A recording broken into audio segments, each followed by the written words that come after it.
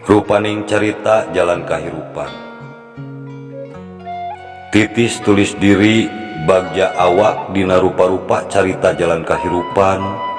Samdel bagja jeung susah datang pilih genti. Tapi tong geruh komo deui dipake kasirik.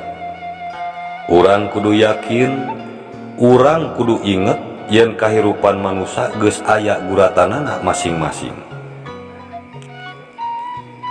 Kukituna urang kudu loba bersyukur tur ikhlas dina ngajalankeun ieu kahirupan. Barengan ku ngadoa tur ikhtiar sangkan datang bagja jeung nikmat ti Gusti Allah Subhanahu wa taala.